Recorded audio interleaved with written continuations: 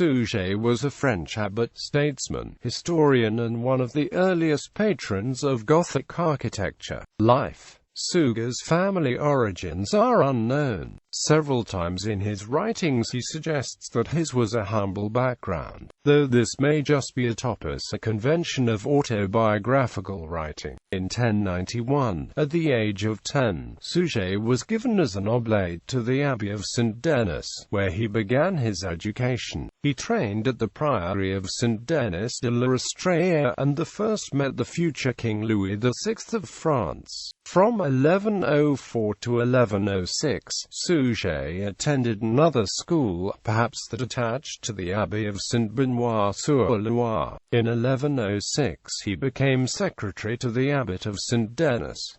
In the following year he became provost of Berneville in Normandy, and in 1109 of Toury. In 1118, Louis VI sent Suger to the court of Pope Gelasius II at Maiglon, and he lived from 1121 to 1122 at the court of Gelasius's successor, Calixtus II. On his return from Maiglon, Suger became abbot of St. Denis. Until 1127, he occupied himself at court mainly with the temporal affairs of the kingdom, while during the following decade he devoted himself to the reorganization and reform of St. Denis. In 1137, he accompanied the future king, Louis VII, into Aquitaine on the occasion of that prince's marriage to Eleanor of Aquitaine, and during the Second Crusade served as one of the regents of the kingdom. He bitterly opposed the king's divorce, having himself advised the marriage. Although he disapproved of the Second Crusade, he himself, at the time of his death, had started preaching a new crusade. Suger served as the friend and counselor both of Louis VI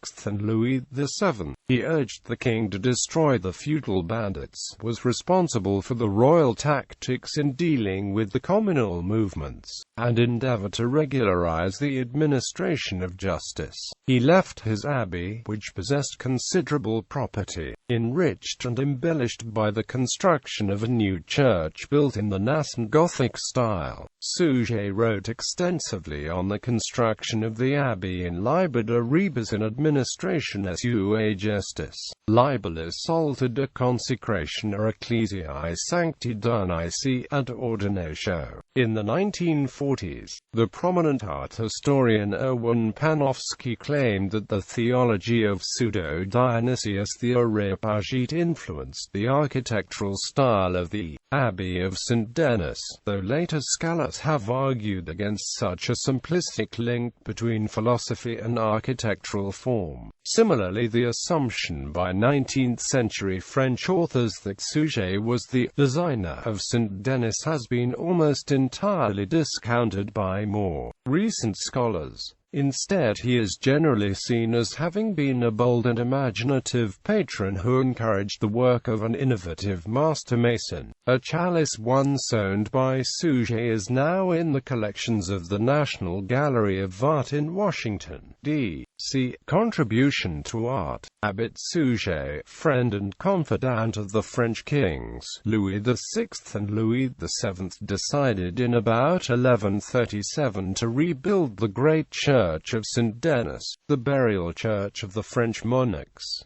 Suger began with the west front, reconstructing the original Carolingian facade with its single door. He designed the facade of St. Denis to be an echo of the Roman Arch of Constantine with its three-part division and three large portals to ease the problem of congestion. The rose window above the west portal is the earliest known such example, although Romanesque circular windows preceded it in general form. At the completion of the west front in 1140, Abbot Suger moved on to the reconstruction of the eastern end, leaving the Carolingian nave in use. He designed a choir that would be suffused with light. To achieve his aims, his masons drew on the several new features which evolved or had been introduced introduced to Romanesque architecture: the pointed arch, the ribbed vault, the ambulatory with radiating chapels, the clustered columns supporting ribs springing in different directions, and the flying buttresses which enabled the insertion of large clerestory windows. The new structure was finished and dedicated on the 11th of June 1144, in the presence of the king. The Abbey of St. Denis thus became the prototype for further building in the royal domain of northern France. It is often cited as the first building in the Gothic style. 100 years later, the old nave of St. Denis was rebuilt in the Gothic style, gaining, in its transepts, 2 spectacular rose windows. Suger was also a patron of art. Among the liturgical vessels he commissioned are a gilt eagle, the Queen Ellen of Vase, the King Roger decanter, a gold chalice, and a sardonyx ewer. Writings. Suger became the foremost historian of his time. He wrote a panegyric on Louis VI, and collaborated in writing the perhaps more impartial history of Louis VII. In his Liber Rebus in Administration Sua Gestis, and its supplement Libellus de Consecratio Ecclesiae Dionysi, he treats of the improvements he had made to St. Denis, describes the treasure of the church, and gives an account of the rebuilding. Suger's works served to imbue the monks of St. Denis with a taste for history and called forth a long series of quasi-official chronicles.